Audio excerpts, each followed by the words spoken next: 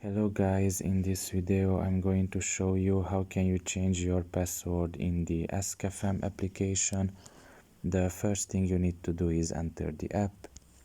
After you are done with that and you are in the home page, you should look at the top of your left corner and there you will see 3 lines. Press on it and here you should select the fourth option, which is settings. After doing so, you can just scroll down a little bit here and you will find the change password section.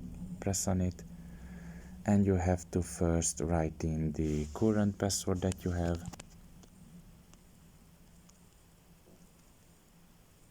Then the new password.